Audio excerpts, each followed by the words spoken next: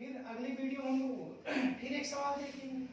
Question है आपके पास, कह रहा है कि निम्नलिखित रैखिक समीकरण को प्रतिस्थापन या विलोपन विधि से हल कीजिए। जब भी इस तरह का क्वेश्चन देता है तो अब जब समीकरण को हम हल करते हैं तो प्रयास ये करते हैं कि विलोपन विधि से ही हल करें, क्योंकि हमारी जो प्रैक्टिस होती है वो विलोपन विधि में ही होती है और विलोपन विधि से हम आसानी से प्रश्न को हल कर लेते हैं। तो अब इस सवाल को हम विलोपन विधि से हल करेंगे।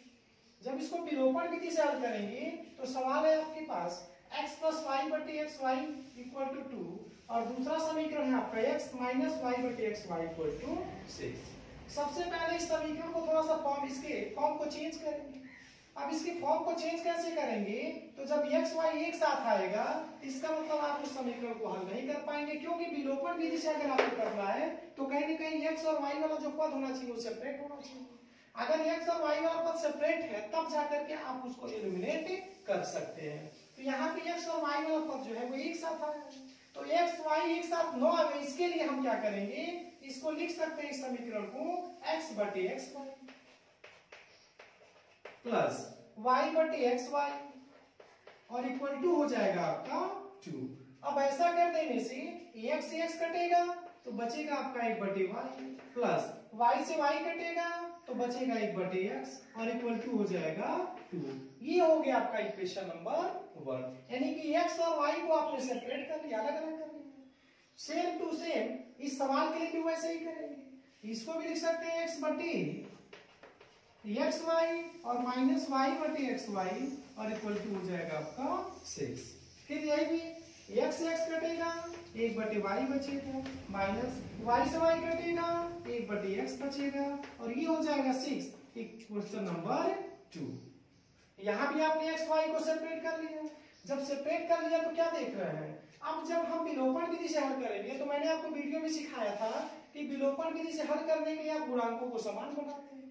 जब गुणांक समान होते हैं तो विपरीत चिन्ह के जब होते हैं तो जोड़ लेते हैं और सेम साइन के होते हैं तो घटा लेते हैं। तो यहाँ हम ये देख रहे हैं, अगर 1 बटे एक्स की बात करें तो 1 बटे एक्स ये प्लस के साथ लिखा हुआ है, यहाँ पे 1 बटे एक्स ये माइनस के साथ लिखा हुआ है।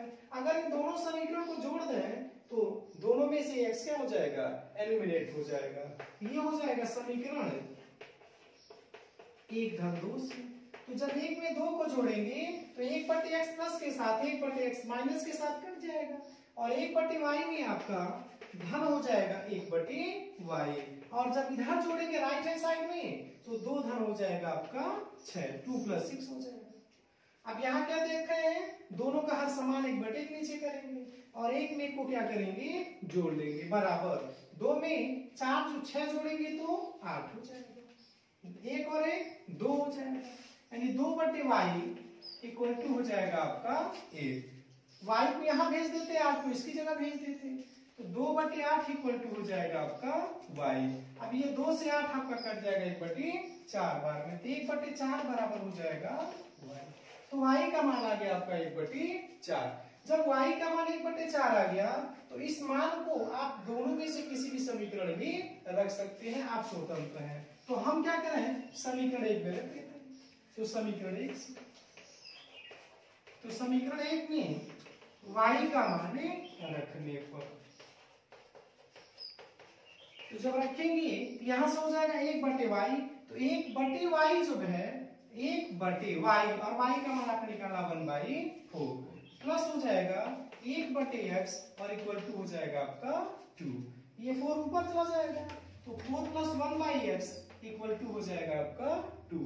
इस 4 को उधर सब्ट्रैक्ट कर देते हैं तो 1/x इक्वल टू हो जाएगा 2 - 4। 2 में से जब हम 4 घटाएंगे तो -2 हो जाएगा। अब x को यहाँ -2 की जगह कर देते हैं, -2 पे x जगह कर देते हैं, यानी -1 बटे हो जाएगा 2 इक्वल टू हो जाएगा x। यानी इस तरह से x की वैल्यू होगी इस समीकरण के लिए -1 बटे 2 और y की वैल्यू होगी 1 बटे 4।